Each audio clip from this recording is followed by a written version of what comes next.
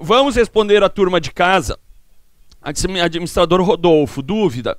N situações de serviço, como limpeza, administrativo, portaria, recepção, os editais deveriam exigir registro das empresas e ter um responsável técnico pelo serviço. Está correto? Rodolfo, como requisito obrigatório de licitação, há várias espécies de habilitação. A jurídica, a técnica, a econômica.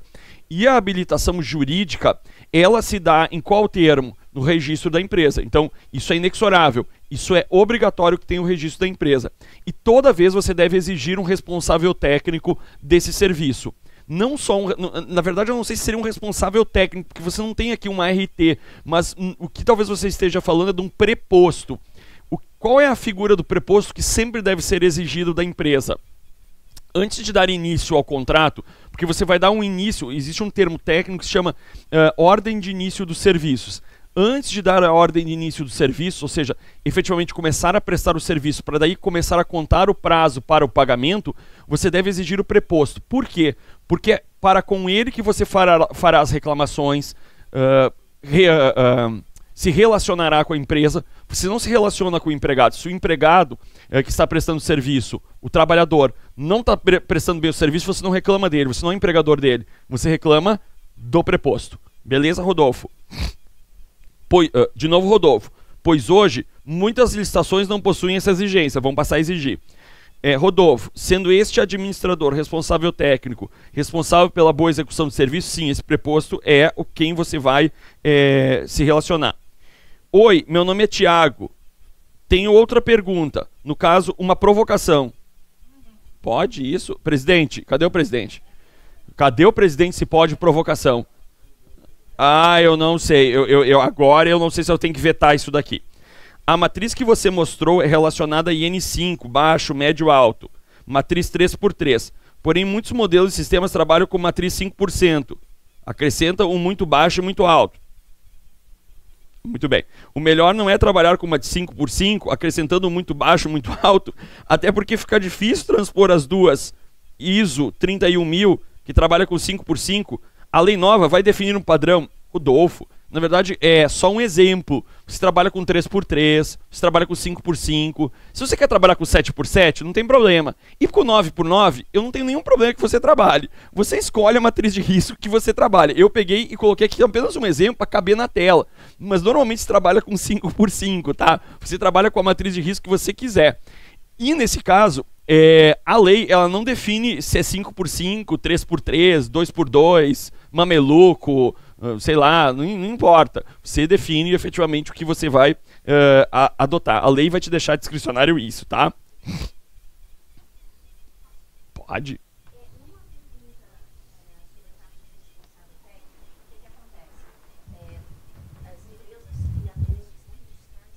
Obrigadas a terem um administrador ou um profissional para ser o responsável técnico. Até teve um ponto que você falou que a parte de atestado de capacidade técnica pode ser do profissional ou da empresa, o edital que determina. Então, é essa questão que ele está falando, não seria do preposto, basicamente. O que vai defender o que vai definir a responsabilidade técnica são as leis que normatizam o exercício da profissão ou normatizam o exercício daquela atividade. Por exemplo, o Conselho de Biologia, ele define quais são as funções do biólogo. Então, o biólogo, e aí há vários sombreamentos com o veterinário, por exemplo, com o engenheiro ambiental. Então, tudo que vai definir a exigência de um responsável técnico é as normas que efetivamente regulam ao exercício das profissões.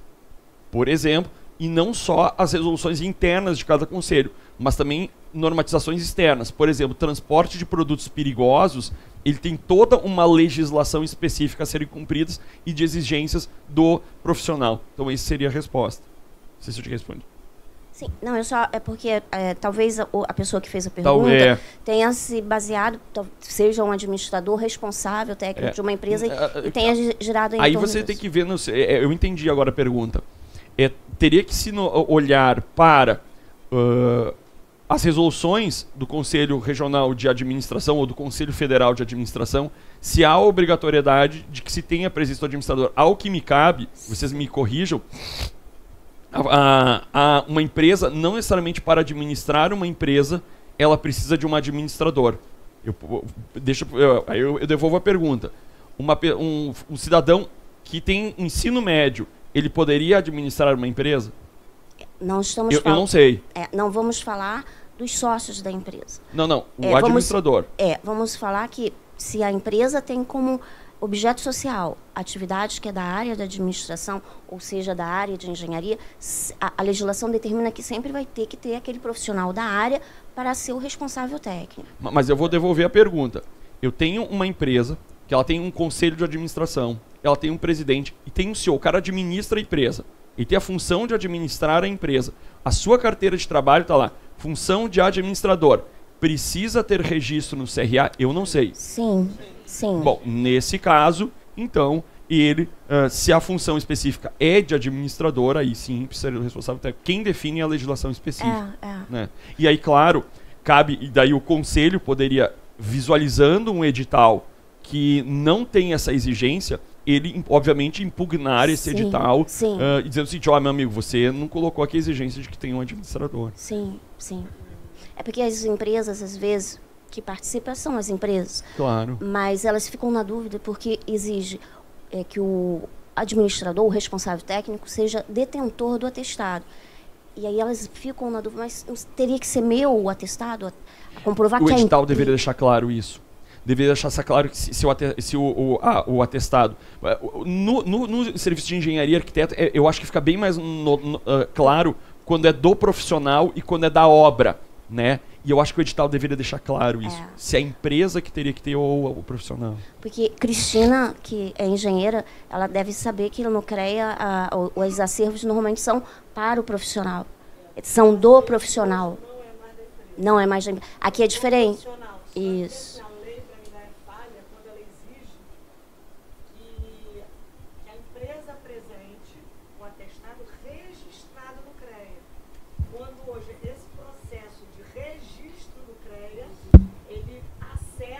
Tu consegue repetir para nós, Cristina, essa frase, que foi bem importante?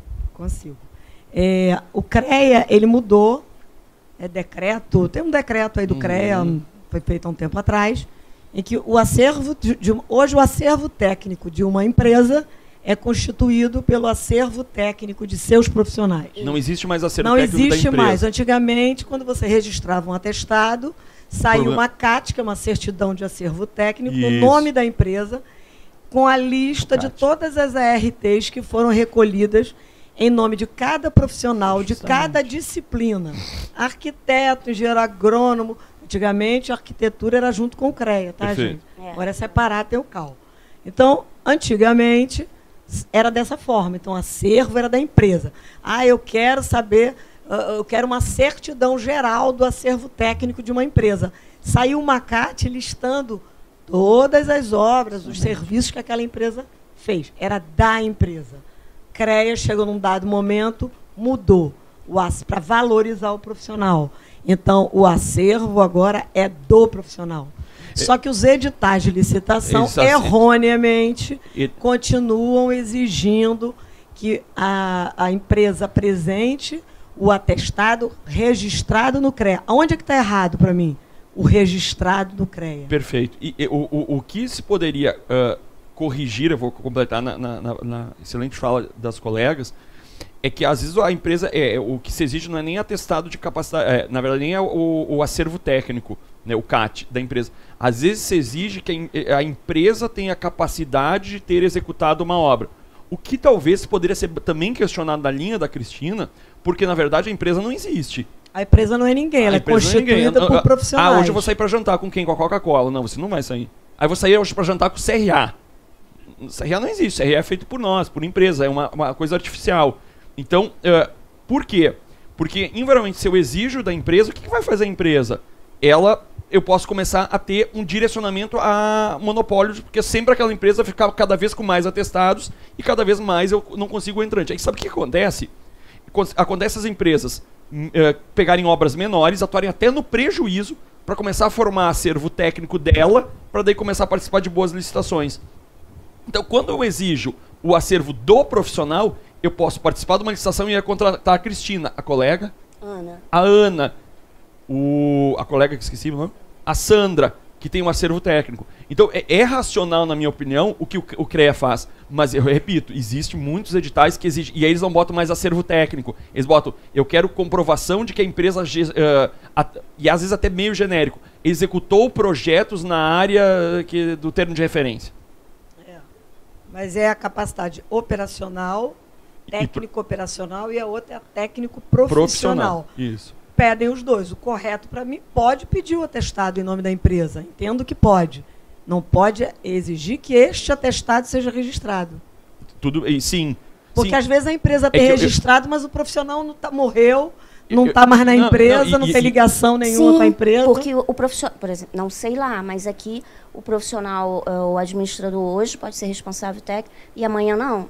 E aquele serviço, ou seja, o atestado que a empresa registrou conosco, pertence à empresa. Não, mas assim, eu até dei um passo a mais, assim, porque acredito o seguinte, olha, o erro dali está registrado no CREA, mas eu dei um passo a mais. Você exigir da empresa, você, na verdade, é o seguinte, assim, aquele profissional que um dia fez o projeto, ele nem está mais na empresa, então que atestado é esse da empresa? A empresa não é que a empresa teve capacidade. Então... mas aí eu vou discordar um pouquinho do professor, porque quando a gente fala no ente empresa... É a capacidade, a estrutura operacional da empresa para executar. Aí vamos falar do profissional, porque passaram a permitir a comprovação de vínculo. Mas aí eu exijo da empresa que ela comprove essa operação, então, não o passado.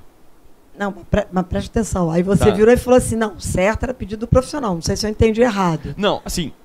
não da empresa. Não, a empresa não é ninguém. Não, vamos lá. Em tese...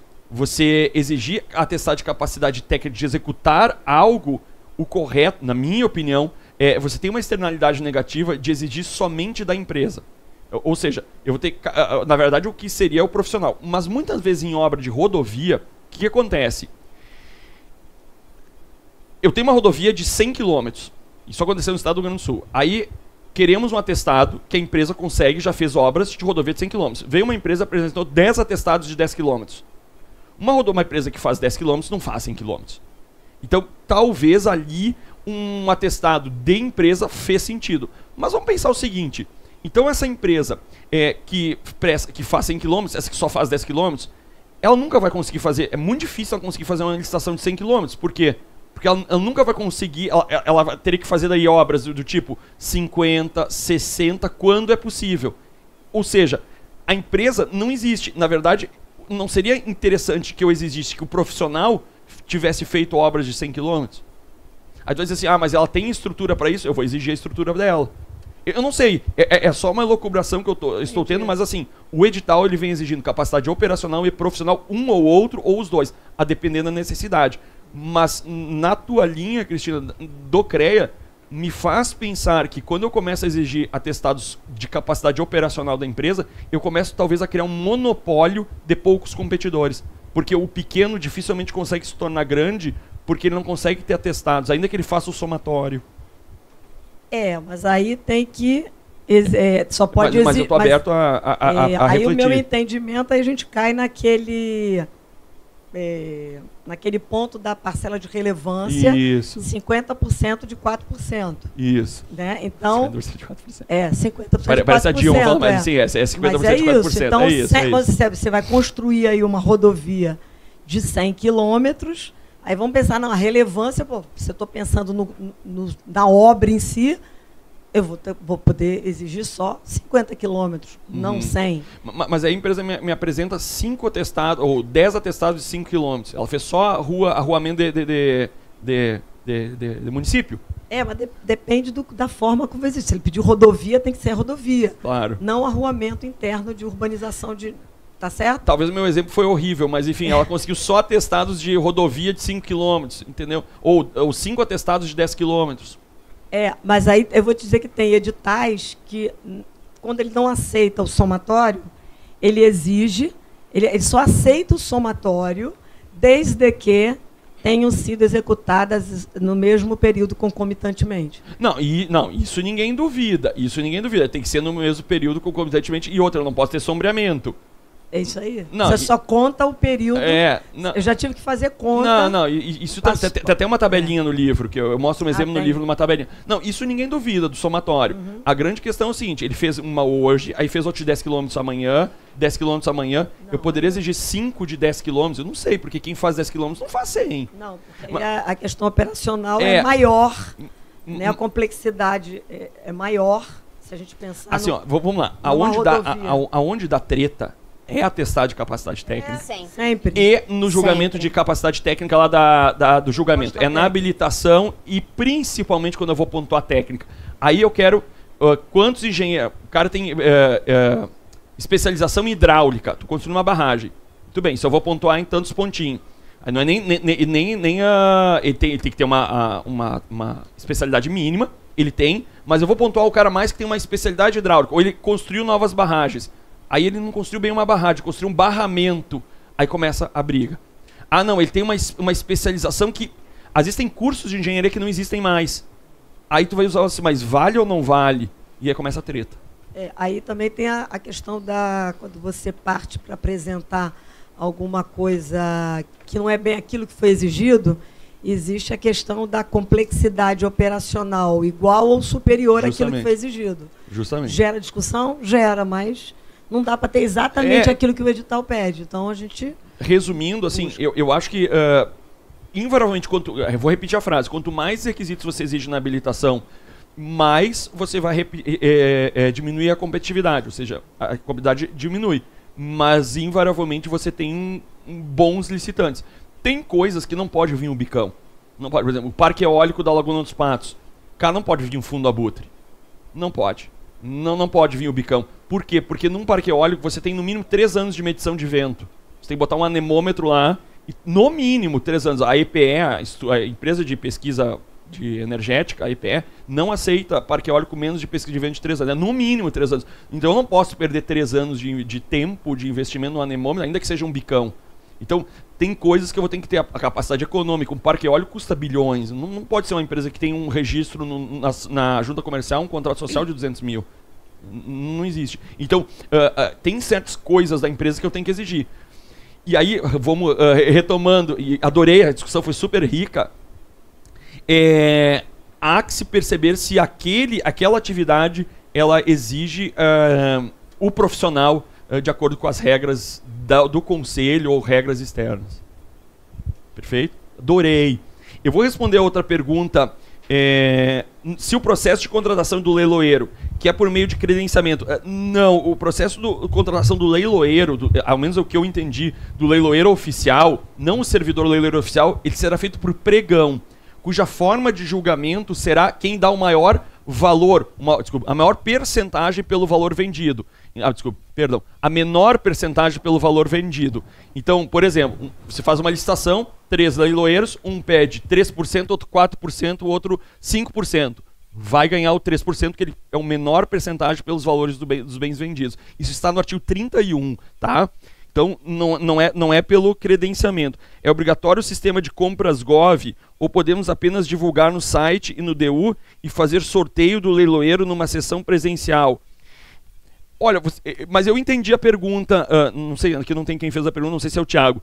Você poderia, eu quero fazer então, credenciar leiloeiros para o judiciário. O judiciário quer credenciar leiloeiros, então ele não quer um, ele quer vários.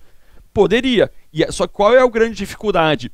A divisão igualitária do serviço.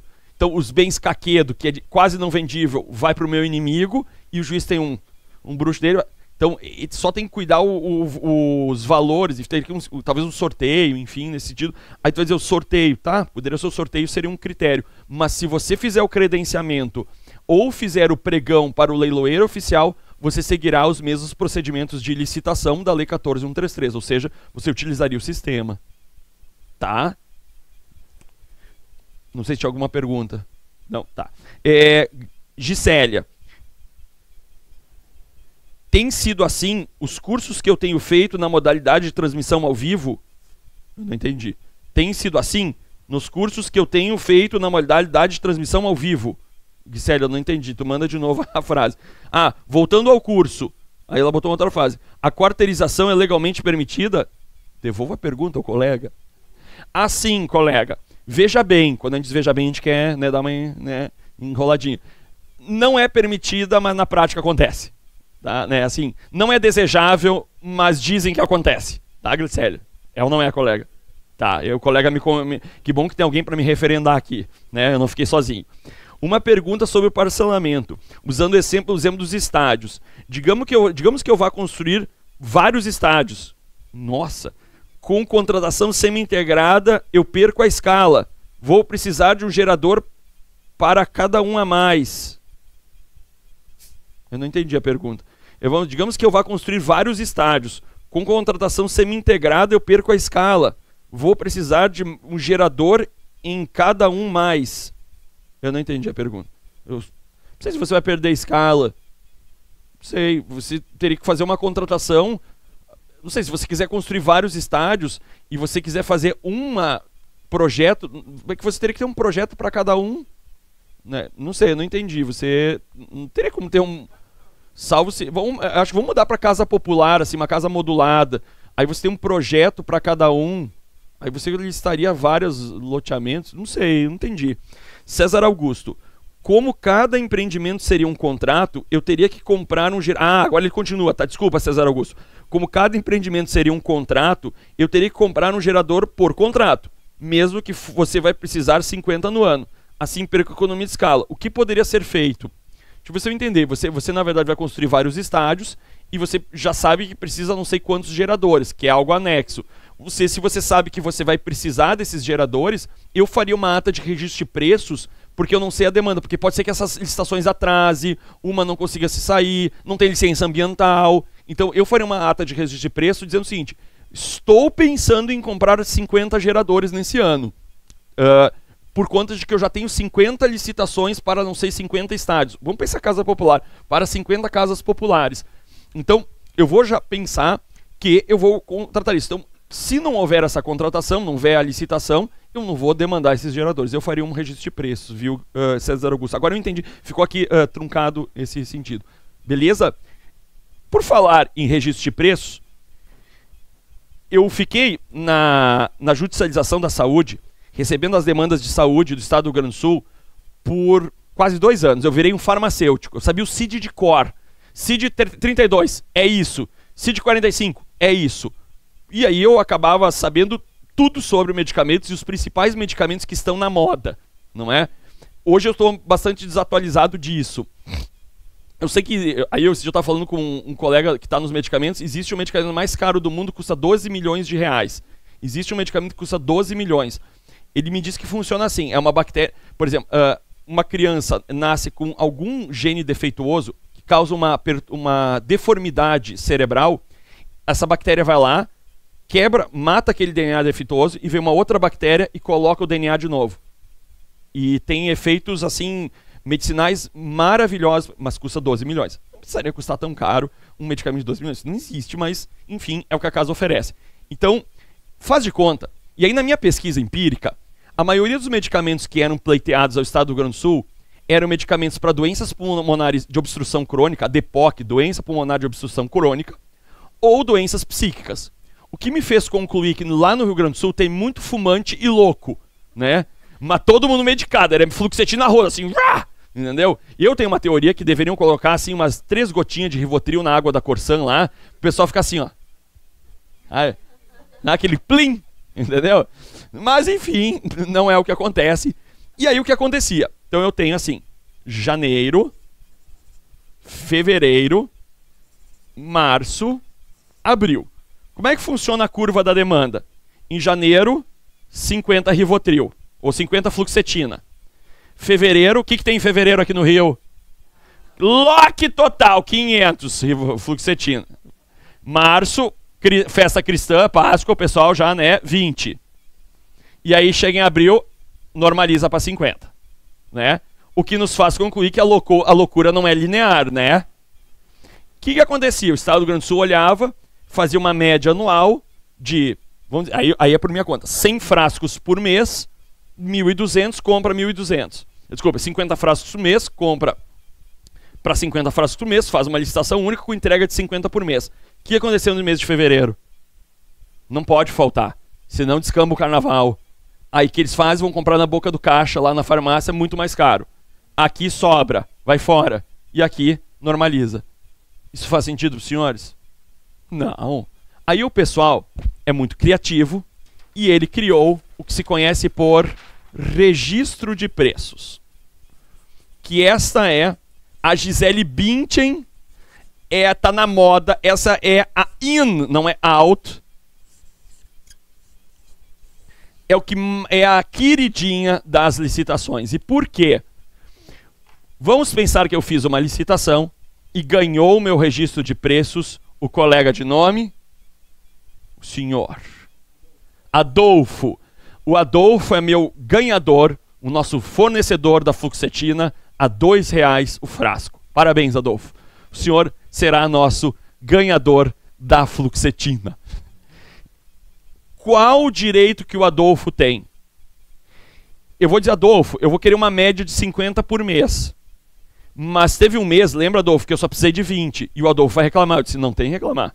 O direito Adolfo, que o Adolfo tem é, se houver aquisição, será com o Adolfo pelo preço de R$2. E se não precisar de demanda, ele ganhou o direito de fornecer se o poder público precisar. Então, o registro de preços ocorre em várias situações, como, por exemplo, quando eu não tenho uma curva de demanda. Como, por exemplo, quando eu não tenho uma curva de demanda. Está aqui embaixo. Quando o objeto for registrado em entregas locais diferentes, em razão de local de acondicionamento, quando admitido cotação variável, por outros motivos justificados no processo. Significa dizer que não faz sentido, quando eu tenho uma demanda variável, eu fazer uma licitação por lote. Eu registro o preço. Então, o Adolfo, ele faz um preço. Qual foi a primeira disfuncionalidade? Eu vou usar um eufemismo aqui. Foi sacanagem mesmo. Uma disfuncionalidade. Deixa eu fazer uma pergunta, Adolfo. Eu estou querendo 50 por mês, certo? Fez a 2. Mas se eu te dissesse que eu preciso de 500 por mês, tu faria R$2? Não. O Adolfo faria a 1,70. Até menos. Porque 50, ele fez, porque ele fornece 50. Mas se eu precisar de 500, ele faz a 1,70. Aí sabe o que dizem que tinha os municípios que faziam? Eles diziam o seguinte: Adolfo, preciso de 500 por mês. Aí o Adolfo fornece 50, fica furioso, porque esse programa ele fez um preço de 500. Aqui ele diz, ah, tudo bem. E no restante do ano, ele fica furioso. Isso era um abuso que muitos municípios e, enfim, estados dizem que fizeram.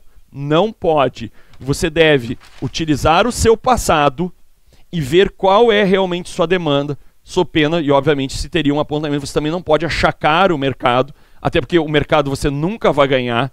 Mercado é que nem cassino e banco, a gente nunca ganha, tá? Ou seja, ele no outro dia, o que ele vai fazer? Ele não vai voltar na sua licitação. Você vai ficar mal, como diz lá na colônia, em Lajeado, você vai ficar mal falado. É a maior pena para quem é colônia, ficar mal falado. Então você vai ficar mal falado no Rio de Janeiro, na sociedade provinciana do Rio de Janeiro, capital do Rio de Janeiro, né? Ou seja, a sociedade do Rio de Janeiro, que todo mundo se conhece no Rio, né? Então você vai ficar mal falado no mercado. Então, obviamente, isso não é uma prática adequada. E nesse ponto, quais são os personagens da ata de registro de preço? Então eu tenho um órgão gerenciador, um órgão participante, para quem quiser estar na tela, e um órgão aderente, também chamado de carona. Vamos ver quem são esses. Órgão gerenciador é quem faz a licitação. É o cara que organiza a licitação. Ele é o maestro dessa registro de preço. E vamos pensar que a União, ela diga o seguinte: o Ministério da Economia, ele precisa de computadores. E ele diga, alô, alô, ministérios, alô, alô, autarquias, alô, alô, outras pessoas da União, quem quer mais computadores? Então, o Ministério da Economia diga, ó, eu preciso de 100. Vem o IBAMA e diz, eu preciso de mais 50. O Ministério da ANEEL diz que precisa de mais 30. E aí o Ministério da Educação diz que precisa de 700. Então a licitação será feita por... Aí eu agora me quebrei. 880 unidades. O órgão a licitação será conduzida pelo Ministério da Economia, tendo já uma compra de 880 unidades, que serão entregues parceladamente no ano, de acordo com a capacidade de troca das máquinas. Só que aí ficou atrasado quem? Quem que pode ficar atrasado? O CREA, que ficou para ter a cisânia entre os conselhos, né? O CREA ficou atrasado. Ou seja, no CRA não. O CRA entrou aqui junto. Né? Não ficou atrasado. É o CREA. Se eu desse, obviamente, palestra para o CREA, eu dizer que o CRA volta. Então, nesse caso, sem cisânia, assim, né, gente? Assim, eu não sou uma pessoa da discórdia. Então, claro, né, presidente? Então, nesse caso, o CREA ficou atrasado. E ele disse, eu também preciso de computador. Não se preocupe, Cristina, não te deixaremos mal. Jamais deixaremos o CREA mal. O CREA diz o seguinte, toque. Oi, Ministério da Economia, eu preciso de 100 computadores. Posso aderir a essa ata de registro de preços? Essa é a pergunta. E aí começou a farra do carona, a farra da adesão. Não tinha uma lei que falava do carona. O artigo 15 da Lei 866, parágrafo 1º ao 8º, não fala do carona. E começou a ter carona a rodo, sem previsão legal. Quem começou a normatizar isso foi a jurisprudência do TCU e os decretos. E aí hoje nós temos uma previsão expressa na lei no artigo 86. No artigo 86 desse procedimento auxiliar do registro de preço. Nesse ponto, quem aí teve uma adesão do CREA, teve uma adesão da ANA, Institucional de Águas e Saneamento Básico, teve uma adesão à ata de registro de preços do Ministério da Cultura, e o Adolfo, que estava fornecendo 880 unidades, as 5 adesões que tiveram, ele acabou oferecendo quantas? 1.800. Só que ele fez 880 pelo preço X. E agora ele está oferecendo 1.880. O que deveria ser um X menos alguma coisa. E aí o TCU começou a olhar e disse, tem perda de economia de escala aqui. Porque o único cara feliz nessa história é o Adolfo, que fez um preço superior para uma quantidade maior. Juliano, o que eu tenho que cuidar na hora de aderir a uma ata de registro de preço? Por quê? Toda vez que eu vou fazer uma licitação, eu faria o seguinte, para tudo, Masterchef, para tudo, vamos olhar se não tem uma ata de registro de preços vigente. Já vamos ver qual é a vigência da ata de registro de preços. Por quê? Porque é muito menos custoso, muito mais eficaz, muito mais eficiente aderir a uma ata de registro de preço. Não precisa fazer licitação. A complexidade já está pronta. Então, já foi feita. Ou seja, é só uma pronta entrega. Então, qual seria a providência para cuidar no carona? Ver se o produto, ele me satisfaz. Porque não adianta assim, eu preciso, comprou o computador de mesa e eu preciso do notebook. Aí eu digo assim, Adolfo, você vende notebook? Vendo. Então eu quero mais 100 notebook. Eu disse, não, mas a ata é computador de mesa. Não pode mudar. Vamos pensar o seguinte. Colega de nome. Rômulo. Rômulo, você vai sair da aula e está indo para Cabo Frio, né? Sim. Tá. Tu me dá uma carona para Angra dos Reis? Aí o Rômulo vai dizer, professor, só tem um problema. Cabo Frio é norte, Angra dos Reis é sul. Entendeu? Aí eu vou dizer, não, Rômulo, mas me dá uma carona aí. Aí eu, tá bom, então eu vou para Cabo Frio. Aí eu entro no carro do Rômulo e digo, só não me bota rock and roll, só quero samba. Aí o Rômulo diz assim, não, eu não gosto de samba. Não, eu, como carona tenho o direito de exigir. Eu tenho o direito de exigir. Carona, velho, tu adere e deu, entendeu? Vai ouvir rock and roll até Cabo Frio, não vai pra Angra, entendeu? Então carona, tu vai aderir ao que foi contratado, tu não muda, entendeu? Carona é carona, entendeu? Não entra no carro das outras pessoas e fica enxuriçando, tá? Dá graças a Deus que o Rômulo tá te dando carona, entendeu? Não fica exigindo coisa, entendeu, Rômulo? Muito bem. Nesse caso, então, primeira coisa, o produto tem que me servir. 2, segunda pergunta, você deve ter a autorização do órgão gerenciador. Porque, obviamente, o Ministério, que eu nem sei qual é, o Ministério da Economia vai dizer o seguinte, não vem me prejudicar aqui. Não vem me sorvar aqui na minha ata. Terceiro, o Adolfo tem que concordar. Eu tenho que contatar o fornecedor, porque o Adolfo pode dizer o seguinte, não, minha capacidade de produção é 880, eu não consigo 100. Aliás, eu consigo talvez mais 20. Tu poderia aderir em 20? Poderia. A lei permite aderir só parceladamente. Mas o Adolfo tem que concordar, porque pode ser que ele não consiga fornecer 100. Terceiro, não pode ter perda de economia de escala. E aí a lei já fixou quantitativos para a possibilidade de adesão. E ela disse, 50% no dobro e... Desculpa, 50%. 50% no total e o dobro do item, tá? Já vamos fazer um exemplo aqui, ok? Então, é 50% total e o dobro do item, tá? Ela já tem, então, quantidade. Então, eu vou ter que perguntar o seguinte, órgão gerenciador, tu tá me permitindo aderir? Pode. Mas quantos já aderiram? Ah, uns tantos. Ah, eu não tenho mais espaço para aderir. Quinto, tem uma... Aí eu não sei se isso vai se manter ou não com a nova lei. Há uma disposição por decreto que não se pode aderir à ata de registro de preços federal se não tiver autorização no edital originário.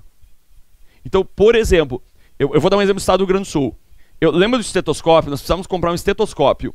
Na época, custava 700 mil reais. E a gente achou uma ata de registro de preços do Instituto Federal do Estado do Espírito Santo, que comprou um estetoscópio por registro de preço. Eu não sei porque comprou por registro de preço, mas enfim. E estava lá registrado 400 mil. A gente entrou em contato com o IFES, lá, e disse, tranquilo para mim. Entramos em contato com o fornecedor. Você faz 400? Faço. Não estou vendendo nada, faço 400. E aí a gente olhou, não tinha previsão no edital. Qual foi a nossa interpretação? A gente não ia jogar 300 mil no lixo. A gente fez uma interpretação que essa exigência de que se tivesse previsão no edital, vale só para a União, pela sua capacidade de autolegislar.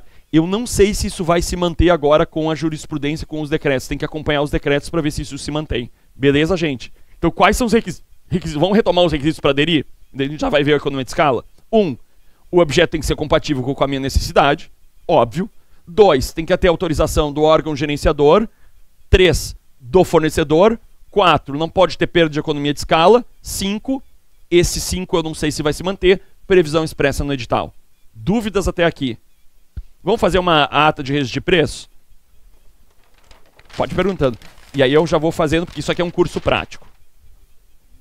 Na antiga lei tinha a questão da comprovação da vantajosidade. Ah, tem também. Tem. Foi mantida. Vantajosidade. E a figura do IRP? Só espera aí. Vamos, calma. Vamos fazer um fracionamento na tua pergunta. Por que tem que ser? Então, o sexto, tem que comprar vantajosidade. Por quê? Vamos pensar o seguinte, eu quero aderir uma ata de registro de preço de fornecimento de combustível. E aí a ata de registro de preço está registrada a R$7. E hoje o combustível está 5,5. Não vale a pena. Então, antes de aderir, obviamente, eu vou ter que fazer orçamentação nesse sentido. Continua, colega. Não, e a questão da figura do IRP, se na nova lei foi mantida. O que é o IRP? Uma intenção de registro de preço. Ah, intenção de registro de preço. Que antecede a licitação Perfeito. Por registro de preço, né? Era uma obrigatoriedade que a antiga lei... Aqui na não foi mantida? Não essa foi mantida, figura? não precisa da intenção de registro de preço. Essa intenção veio também pelo decreto 8080. Ela foi uma criação muito mais de decreto do que da lei 8666. É, porque assim, era até um facilitador para aqueles órgãos que não queriam licitar. Porque eles entravam na onda, surfavam na onda de outros órgãos. Mas eu entendi. Na verdade, o que você... Não sei se é isso que a gente está falando. Porque o que acontece? O órgão gerenciador vai dar um comando para saber o seguinte. Quem quer fazer a licitação comigo? Isso ele vai ter que fazer. Foi mantido, então? Foi, não. E esse sim. Tu não tinha aquele pré... Isso sim, você vai ter que comunicar a todo mundo. É porque a intenção, ela tinha até prazos de publicação, exigências de publicidade também, para você cientizar que você estava com a intenção... Mas veja, isso vinha de decreto. Não tinha previsão na lei 8666, ao que me cabe. E aí, a dúvida é, os decretos anteriores à lei 14.133 se mantêm? A opinião minha e de vários doutrinadores, por exemplo, a professora Juliana Palma, da FGV, se mantém-se compatível com a nova lei. E isso, para mim, é compatível. Porque quem opera, por exemplo, pelo Compras Gov, você só consegue fazer um registro de preço se você efetuar um IRP antes. Senão o sistema, ele trava. Ele trava. Ele trava por quê? Para ganhar economia de escala. Ou seja, senão, e também para poupar licitações de outros órgãos. E aí vai se fazer uma licitação para vários fornecedores, para vários beneficiários. Olha só, eu posso ter uma licitação para vários contratos, licitação por item, e eu posso ter uma licitação para vários beneficiados, né, para vários órgãos. Sim. Então foi mantida essa figura. Obrigada. Quem mais? Vamos fazer então uma licitação aqui. Eu tenho então uma licitação que eu registrei uma ata, fiz uma ata de registro de preço, em que o item 1 é 500, o item 2, 200, o item 3, 300 e o item 4, 400. Então eu tenho uma licitação com o total de, ao que me cabe, 1.500 itens, é isso? Isso, 1.400 itens, perdão. 1.400 unidades é o total. E aí veio o A, o B e o C para aderir. O A aderiu a 300 unidades no 1. O B e mais 300 unidades no 2. É isso, né? Tá. O B quer aderir a... vamos fazer aqui 300. Ele quer aderir a 700 no A. E ele quer aderir a 100 no B. Pode? Ele diz a lei, você não pode aderir você pode aderir ao dobro do item, no máximo, e 50% no total dos itens. Então, eu só posso aderir aqui a 1.000, 400, 600, 800 e no total 700. Certo? Então não vai ser o cara todo mundo vai aderir. Então vamos lá, ele já aderiu a 300 aqui, pode? Pode. Mais 300 aqui, pode? Pode. Então esse aqui aderiu a 300. No total eu estou com 600 aqui. Certo? Esse aqui que aderia a 700 no 1, pode? Não. Eu vou dizer, não, esse aqui você não pode. Por quê? Até poderia. Vou botar 800 aqui, pronto. 800. Tá.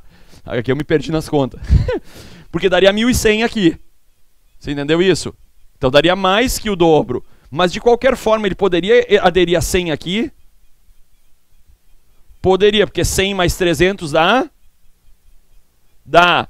100 aqui dá? 700. O C quer aderir, pode? Não, porque chegou a 50% do... Você entendeu isso? Quem não pegou, eu faço a conta de novo. Veio... Eu tenho uma ata de registro de preço. 500, 200, 300, 400. Eu só posso aderir ao dobro do item e no total do item A. Aí disse, não, 800 não dá porque já teve adesão de 300. Então daria 1.200 e o máximo é 1.000. Você poderia aderir a 700. Só que o problema é o seguinte, ele vai ou optar por aderir uma parte aqui, ou ele vai aderir esse daqui, porque agora só pode mais 100. Por quê? Porque já aderiu a 600 no total, então ele só pode mais 100 nesses itens. Você entendeu? Você tem que pegar o total, 50% do total, ou o dobro por item. Dúvidas até aqui?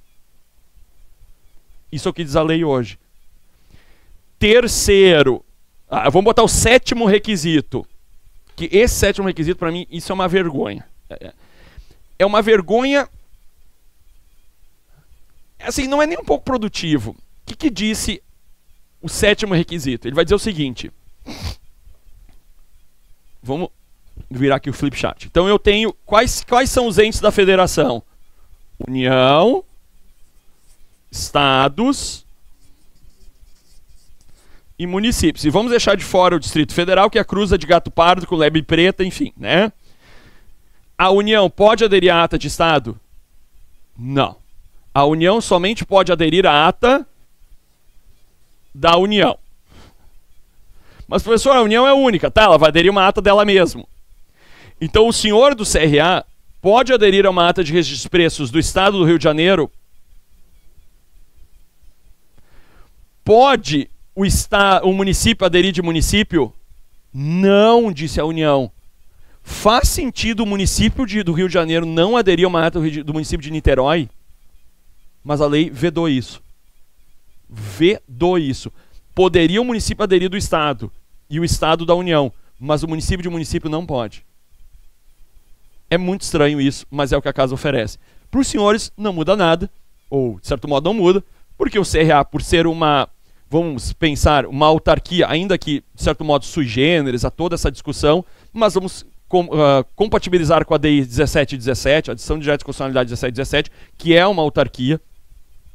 E nesse ponto, se é uma autarquia, eu faço parte da administração indireta federal, então eu vou aderir só da União. Então a procura pela ata de registro de preços nem precisa procurar de Estado e município, vai ficar só na União. Pode aderir do IBAMA? Isso pode. Pode aderir da ANA? Pode. Pode aderir do Ministério? Pode. Agora, a grande dúvida que eu tenho é, vou devolver a pergunta. A Sulgás, que era a companhia de gás canalizado do Estado do Rio Grande do Sul, ela queria comprar 5 licenças de um software. E o Exército Brasileiro, Forças Armadas, comprou 500 licenças. É possível a Sulgás aderir a uma ata de registro de preços? Veja, ela é 13.303, ela não é a Lei 8.666, ela não é a Lei 14.133. Poderia a Sulgás aderir ao Exército ou vice-versa? O Exército aderir a da Petrobras? O senhor CRA, o senhor CRA, poderia aderir a uma ata de registro de preços da Petrobras, que fez uma registro de preços pela Lei 13.303? Há bastante divergência nisso. O Marçal Justem Filho, ele vai dizer que em certos casos é possível, e a maioria da doutrina diz que isso não é possível, porque são legislações de licitações diferentes. No caso da Sulgás, seria uma perda de milhares de reais não poder aderir, né? Porque ela teria que fazer uma licitação para 5 licenças, enquanto que eu tinha uma licitação para 500 licenças. Mas é o que a casa oferece. Dura é a vida do licitante. Dúvidas até aqui? Perfeito. A União somente pode aderir da União. Só União, União. Estado pode de União, de Estado e de município. E município não pode de município. Pode União. Ele vai ter que cuidar só os custos de transporte, todas aquelas, mas pode. Não pode. Não, nenhum município pode aderir de município. Vamos ler o artigo. Vamos ler o artigo. Então, nesse ponto, eu tenho, então, a vedação é União aderir a outros entes e município de município. É artigo 86. Quem acha o dispositivo primeiro ganha um palito de dentes usado. Parágrafo 3º. Ganha um palito de dentes usado. Parágrafo 3º do 86. Né? Ai, que horror, professor. Perdi o café, tá? Tudo bem. Deixa eu ver aqui. 86. Aqui é outra página. A faculdade conferida do parágrafo 2º, ou seja, a adesão, estará limitada, 1. A órgãos ou entidades da administração pública federal, estadual, distrital ou municipal que, na condição de não participantes, desejem aderir à ata de registro de preços de órgão ou entidade gestora federal, estadual ou distrital. Ou seja, não pode aderir à ata de município. Mas há uma restrição da União só aderir à União. Que está no parágrafo 8º, né?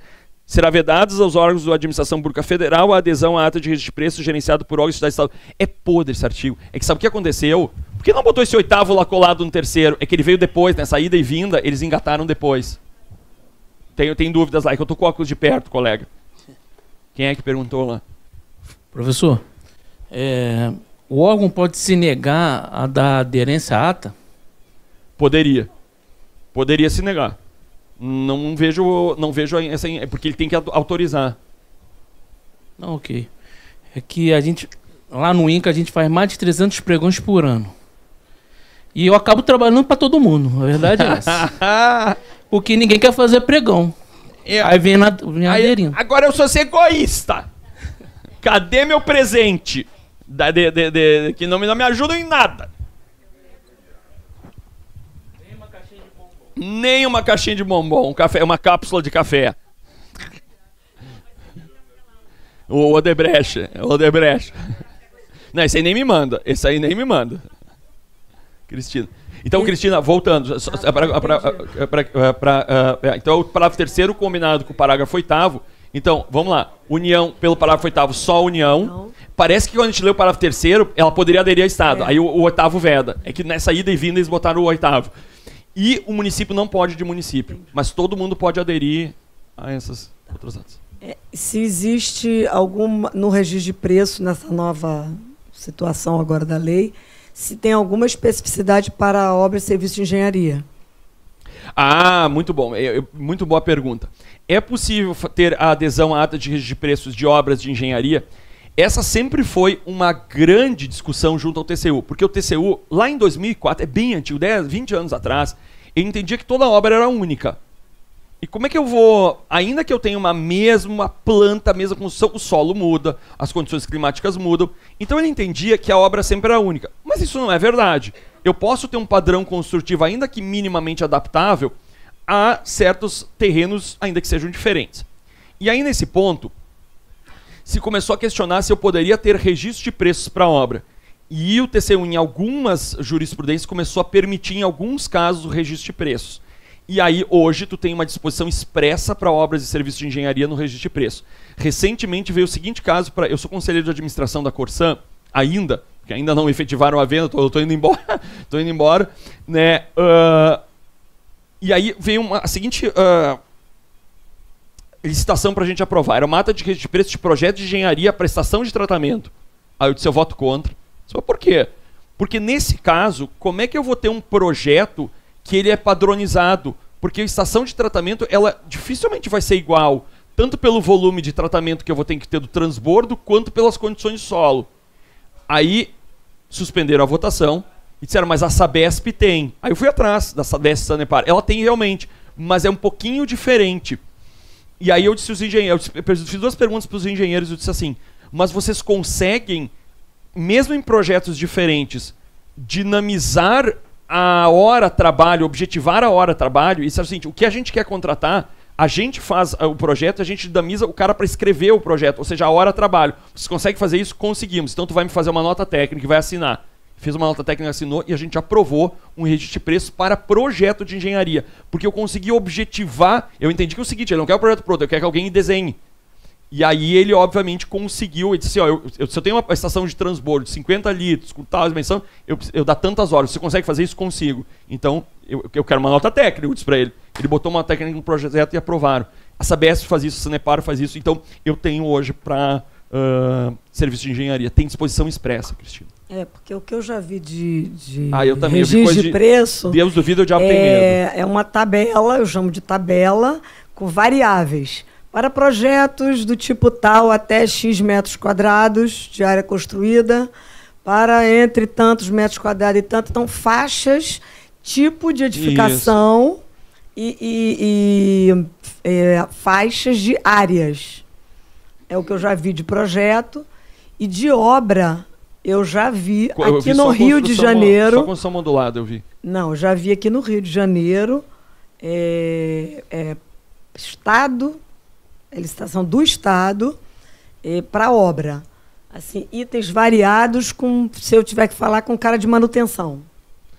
Aí, na verdade, são obras anexas a uma estrutura já construída. Então, eu preciso, assim, conserto de encanamento, tanto, né? Qual é o grande problema? Eu vou dar um exemplo de setor elétrica. Elétrica está na obra de engenharia, ok. O problema da elétrica é o seguinte, o material. Às vezes eu posso... É o que aconteceu lá no estado do Rio Grande do Sul. Então eu tinha o serviço elétrico por hora do eletricista, ele mais ou menos mensurava, e tinha com fornecimento de produto. O problema é que o elétrico deu, tipo assim, 7 mil reais, e o produto que estragou, enfim, o material que estragou, custava 70 mil reais. E eu não tenho como fazer um aditivo, porque esbarra nos 25%. O problema é os produtos, muitas vezes. Ele vai ter os insumos que eles vão ter que fornecer. Mas em pequenas tarefas, pintura, conserto, eu também já vi nisso. Já que você falou aí nos 25%, você vai falar do percentual de aditivo? Como é que ficou na nova lei? Sim, vai ter nos próximos. Não mudou o percentual de aditivo. Não mudou? 25,50. 25,50. Só terminando aqui... Terminou aqui? Só terminando aqui, A ata de registro de preços hoje, ela vale por 1 ano. Na nova lei, ela vai poder valer por 1 ano, prorrogado por mais 1 ano. Tá? Então eu tenho uma pequena modificação. A dúvida é, quando eu posso fazer o carona na ata? Que é o 8º, talvez, requisito, ver se a ata está vigente. Né? Eu posso aderir até enquanto que a ata estiver válida. Claro, se ela não houve prorrogação, ela não está válida. Faz de conta que um cidadão aderiu aqui, ó, no último mês. Ele pode contratar até o fim ou fazer um contrato com prazo? A validade da ata de registro de preços baliza a validade do contrato? Não. No começo, primeiras jurisprudências do TCU, eles disseram que sim. Depois eles viram que uma coisa é a validade, que registro de preços se refere à licitação, e dessa ata eu posso derivar vários contratos. Eu posso derivar vários aderentes. E cada contrato vai ter seu prazo. Então, o prazo contratual não está atrelado ao prazo da validade da ata. O importante é aderir no prazo de validade da ata. Dúvidas até aqui? Sacou primeiro? Na verdade, não seria uma dúvida, seria só uma pergunta. Colega, pode trocar o slide, a lâmina, para a lâmina de contratos? O senhor pode falar alguma coisa sobre a contratação direta pelo SRP? Em que hipótese eu posso utilizar na contratação direta? Porque eu poderia... Que é uma novidade, né? É uma novidade. Eu posso, então, ter uma registro de preços para contratação direta. Quando eu tenho, por exemplo, só um fornecedor. Aí tu vai dizer, vou registrar preço de um fornecedor. Vai ser um pouco difícil. Eu vou dar um outro exemplo. Quando eu teria licitações com pequeno valor. E eu contrataria diretamente, porque antes acontecia uma coisa estranha, né? Eu tinha que contratar diretamente com quantidade, lá no inciso 1 e 2 do 24, hoje 1 e 2 do 75, e hoje eu vou poder, então, registrar esse preço, somente o preço e não a quantidade, numa licitação, por exemplo, de dispensa por valor. Esse seria um bom exemplo. Você entendeu isso? Então eu poderia registrar por dispensa nesse caso. Inexigibilidade também. Seria estranho uma inexigibilidade por valor no registro de preço. Vamos pensar o seguinte, profissional de notória especialização, aí eu tenho registro do preço, seria estranho, né? Uma inexigibilidade, no caso, profissionais artísticos, não sei, seria estranho uma contratação direta no registro de preços por esse caso. Vai ser muito difícil ter, fora o inciso 2 do valor, é muito difícil você ter um registro de preços para a contratação direta, porque ele pressupõe uma disputa pelo preço, né? Não sei se eu me respondi. Aqui. Eu conheço muito pouco de registro de preço. Mas até então a prática, que eu fiquei sabendo, é que a gente tinha uma questão de quantidade. Aqui quantidade dos aderentes. Uhum. 5. Tinha uma história que só podiam 5. Não, hoje as quantidades dos aderentes, pelos termos da lei, está aqui. Não, entendi agora. Então, esquece quantidade de aderentes, de órgãos aderentes. Isso. O que vale agora é isso. Isso aí. Entendi. Isso aí. Mas antigamente tinha uma história de 5. Pode aderir no máximo 5. Existia isso. Não, variou bastante nos decretos. Variou bastante nos decretos. Teve uma história dessa. Não, então tá. Então isso morreu, ficou só aquele critério. Ok. Quem mais? Depois de uma licitação, o que vem? Um contrato. E aí a minha pergunta é, o que é um contrato? Afinal de contas, o que a gente precisa para que se tenha um contrato? Eu vou dar um exemplo. O governo de Germano Rigoto, que era um governo lá pelos anos 2000 e alguma coisa, ele foi um governo que sofreu muito por uma das constantes crises financeiras do estado do Rio Grande do Sul, e ele foi um governo que sofreu muito por falta de recursos financeiros. E aí ele abria a licitação de medicamento, o pessoal entrava e ele não pagava os fornecedores de medicamento. Abria a licitação e uma hora as fornecedoras dos medicamentos que o Estado tinha que fornecer não compareciam mais, as licitações davam deserta. Quando tem um problema, Marcelo, o que nós temos que procurar? Caiu a casa, quem é que eles procuram? Chamou o procurador-geral e diz o seguinte, faça alguma coisa. Que eu tenho que fornecer medicamento e ninguém está vindo. Eu disse, mas governador, o que está acontecendo? Que eu não estou pagando, né? Mas, enfim. Aí o governador deve ter dito assim para o procurador-geral. Então, vamos desapropriar. Isso vamos desapropriar os medicamentos das empresas. Aí o procurador deve ter dito assim para ele, que na verdade era procurador, doutora Helena, muito querida. Mas, governador, o artigo 5º, inciso 24 da Constituição, diz que a indenização tem que ser justa e prévia. Então, para desapropriar, primeiro o senhor vai ter que pagar, para depois... Mas eu não estou nem pagando os caras aqui, como é que eu vou? Então, governador, não tem o que fazer, porque ninguém é obrigado a contratar. Porque um contrato pressupõe o quê?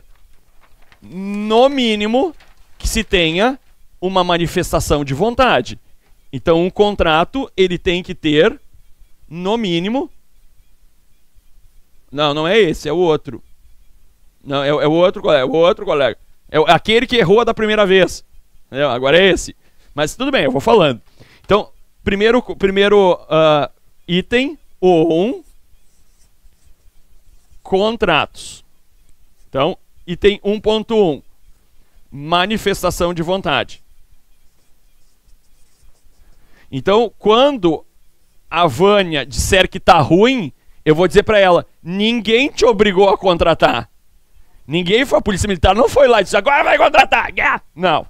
Tá? Então, ninguém te obrigou. 2, não existe contrato sem duas pessoas. Então, por exemplo, o cara se ama e diz, eu vou me contratar comigo mesmo. Imagina ele não se pagar, né?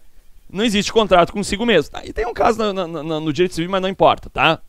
Então, nesse caso, eu tenho duas pessoas. Quem são as duas pessoas? Esse aí, meu bruxo, Estado versus particular.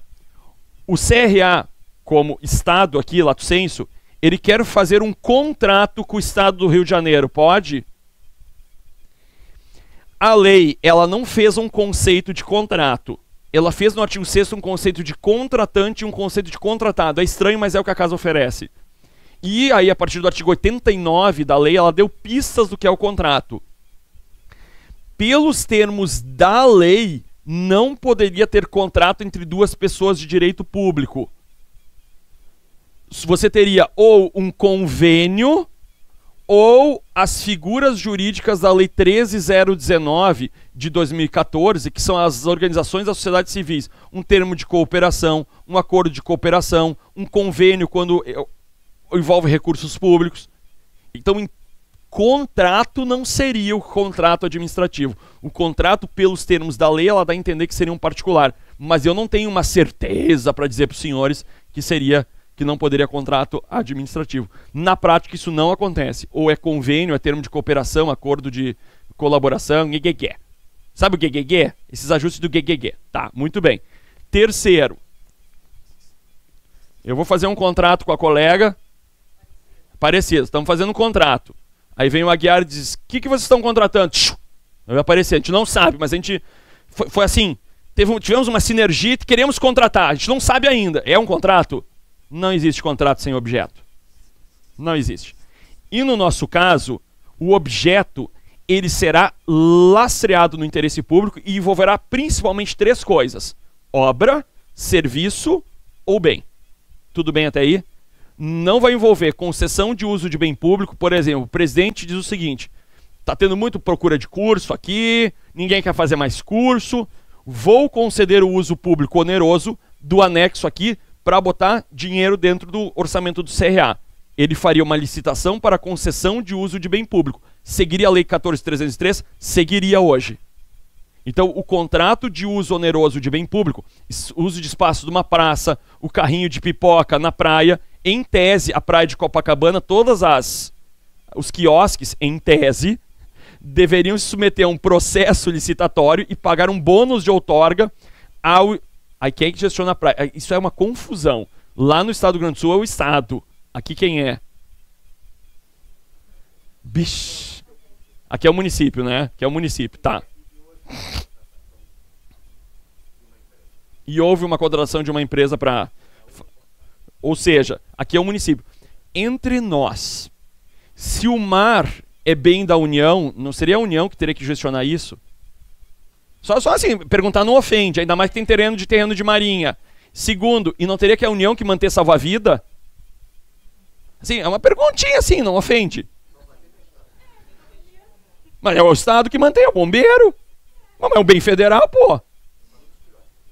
Não, mas agora eu ampliei. É só uma pergunta assim, que essas coisas ficam assim me alocubrando minha vida, entendeu? Porque o Estado do Rio Grande do Sul tem que manter bombeiro, salvar vida lá, num bem federal, gastando dinheiro. Está na pindaíba?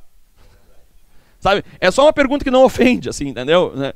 Se a praia de Copacabana, Ipanema, Leblon e tantas outras praias maravilhosas do Rio de Janeiro são bem federal, até porque tem terreno de marinha, 33 metros da Priamar Média, isso é bem federal, tanto que ela cobra o foro, o laudêmio é quando vem. O foro e laudêmio, a Vânia tá certa. Foro ou laudêmio, não é? Ou seja, se ela se alvoroceia em cobrar o foro, não deveria ela manter a poder de polícia daquela praia e o salva-vidas? Só uma pergunta, sabe?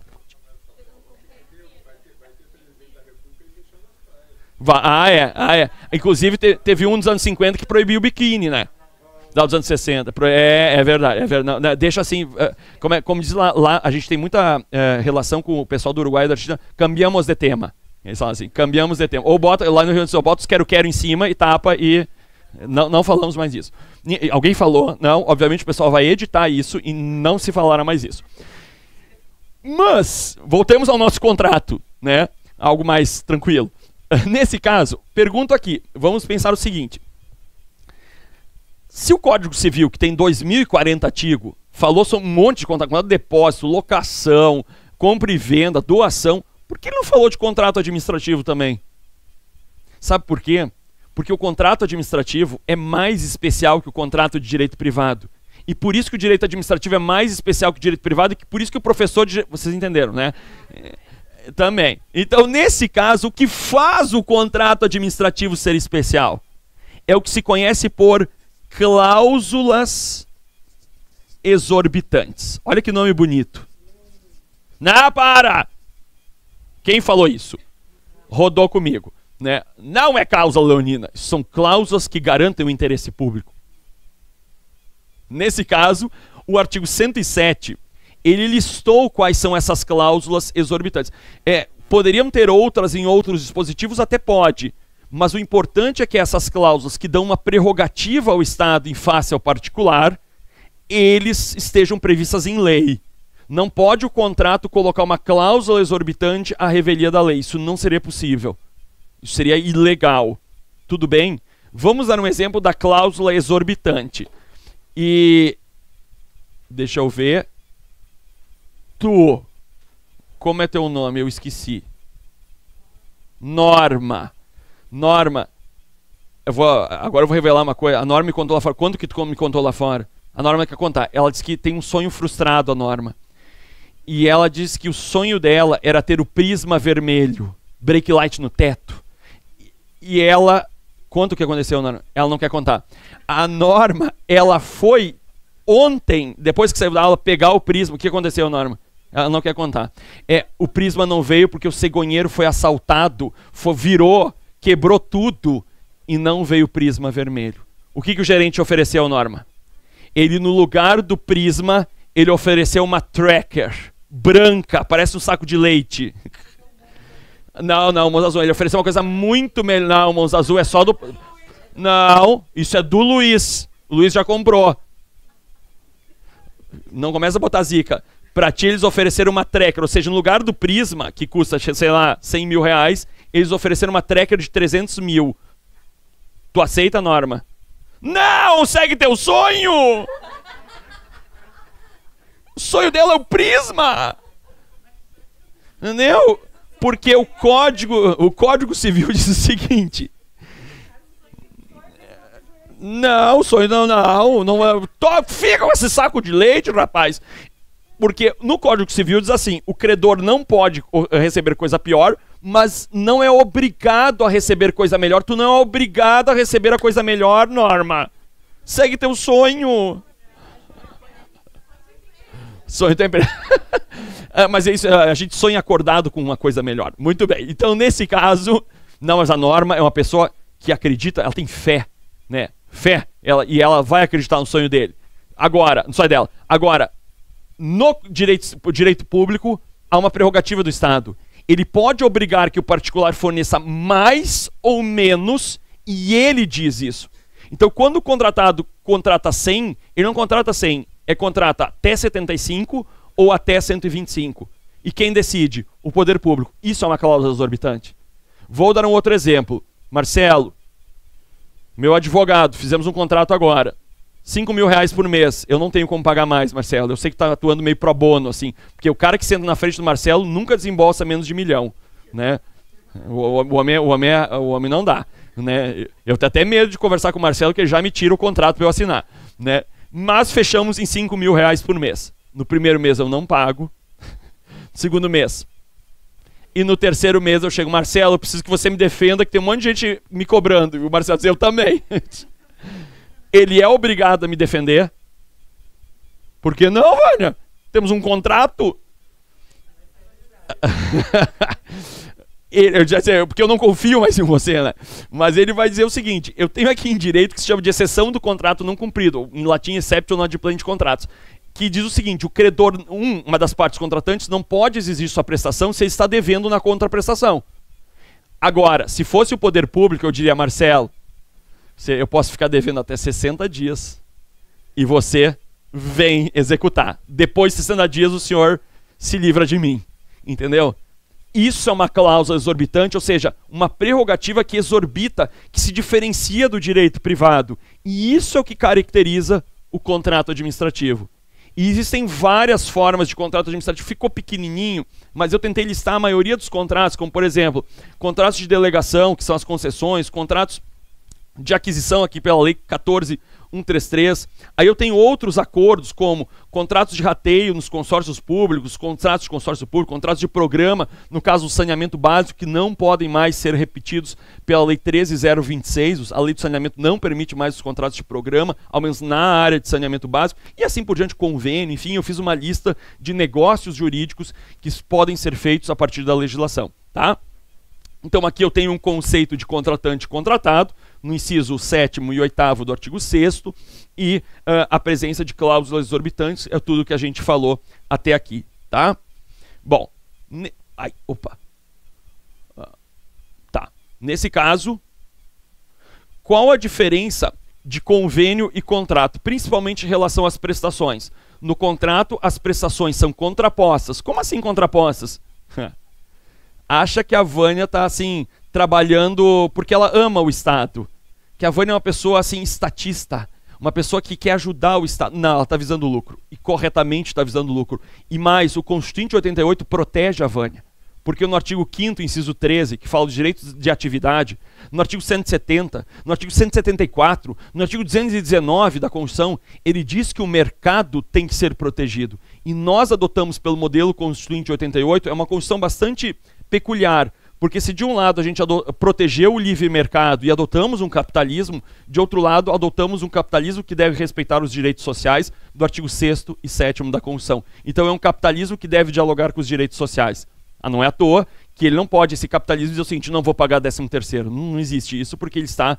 eu me lembro quando o antigo presidente assumiu, disseram que ele ia...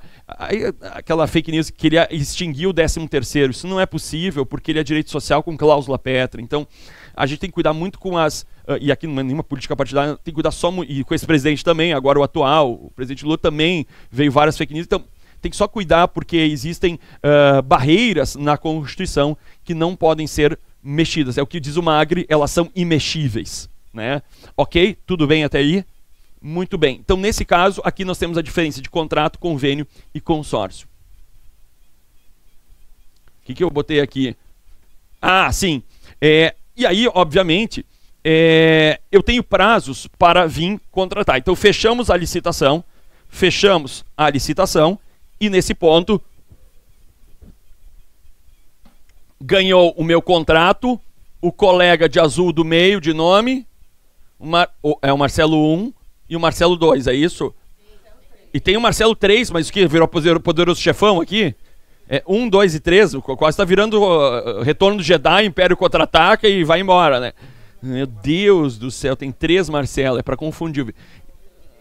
Mas Marcelo Almeida é único, diz ele. Marcelo 2, esse é o Marcelo Almeida. E daí tem 2 Marcelo Almeida, isso? O Marcelo de azul. O Marcelo de azul, que é uma cor maravilhosa, bom gosto, né? O Marcelo azul, ele invariavelmente resolveu participar de uma licitação. Ele viu aberto e deu um clique ali no pregão da colega. Deu um clique, disse, ai, eu não queria dar um clique. Fecha, fecha. E fechou o pregão e ficou o clique do Marcelo. O que aconteceu? Chega a colega de nome, a Roberta, e diz, Marcelo, vem contratar. Diz, é que foi sem querer, eu dei um clique sem querer. O que vai acontecer com o Marcelo? Qualquer lance que se dá no pregão, você manifestou sua intenção de contratar. Ainda, mas, Juliano, passaram 80 rodadas. Velho, se você fez um lance, se os outros não contratarem, um dia eu vou chegar em você. Então, o que tem que fazer o poder público? Então, vamos fazer a nossa contratação. Então, eu tenho a Cristina, o Siqueira, a Vânia e o Paulo. Então, a primeira... Que não é o Martelo. Vamos se respeitar. Então, a Cristina primeira, segundo Siqueira, terceira a Vânia e o quarto o Paulo, que não é o do Martelo. Eu chego assim, Cristina, você fez o preço de 100. Você tem que vir contratar. A Cristina diz, não vem. Eu pensei melhor, não vale a pena para mim. Ela se reputa inadimplente e o poder público pode aplicar todas as penas possíveis a ela, inclusive declaração de idoneidade. Tá? Bom, a Cristina sofreu todas as penas, o ônus de ser a primeira e não vir contratar. Bom, aí eu chego no Siqueira, olha só. A Cristina fez o preço de 100, você fez o preço de 110. Você faz o preço de 100... O Siqueira disse, não, se eu tivesse feito o preço de 100, eu teria ganhado. Eu estou espremido no meu lucro, meu preço é 110. Poxa, eu posso multar ele? Não, porque eu não estou obrigando a contratar 110. Eu estou pedindo se ele não cobre o preço dela. Siqueira, então me dá licença. Vânia, você faz 110? Não, eu fiz 120, meu preço. E eu chego pro Paulo, também não faz. Bom, aí eu volto a rodada. Não é que eu vou pra Cristina de novo, ela já está fora e penalizada. Digo, Siqueira, eu sou despótico. Tu não sabia, isso aqui não é democracia. Isso aqui é despotismo esclarecido, eu sou um tirano. Sem ampla defesa, sem direitos fundamentais. Muito bem. Professor, minha cláusula pétrea aqui, artigo 5º, inciso 55. Bom, voltando. Então, aí eu chego pro Siqueira e digo assim, Siqueira, você fez o 110. Agora eu não estou te pedindo para você cobrir o preço. Eu estou determinando que você contrate por 110. Pelo seu preço. E aí, eu digo o seguinte, Siqueira, você deve contratar. Se o Siqueira não fizer pelo 110, o presidente, o que eu vou fazer? Vou multar ele é inadimplente. Aí eu vou para a Vânia. Vânia também não quis, mas tá ruim esse Eugênio. Multo ela também. Então eu tenho, no mínimo, essas duas rodadas a tratar com os senhores. Nesse prazo. E aí, obviamente, eu tenho... que ela perde o direito de contratar com a administração, perde a garantia da proposta, deve ressarcir os prejuízos e sujeitar-se às sanções do artigo 55. Ou seja, tem um catatal de penas para o Marcelo Azul que deu o clique sem querer lá. Tá? Tudo bem até aí? Dúvidas? Sim, claro, mas aí o presencial é uma proposta. Porque o que acontece? A Roberto fez uma... Tinha 50 lá pessoas participando. Só assim, ele quis sem querer participar e deu clique. Aí deu 80 rodadas, chegou ninguém, quis contratar, todo mundo penalizado. Chegou lá no Marcelo de azul, que nem queria... Se ele fez o lance, velho, um dia ele se vinculou. E mais, o problema é o seguinte... Eu cheguei e o Siqueira disse ao presidente o seguinte, não, eu quero contratar por 110, esse meu preço é bom, chego lá e não tem requisito de habilitação. É como se fosse inadimplente. Porque quem participa da licitação deve, é que nem o pregão, hoje é a lógica do pregão, se presume que ele tem os requisitos de habilitação. Então se ele não tiver, ele vai ser sancionado, vai ter todas as ações possíveis. Dúvidas até aqui, Cristina?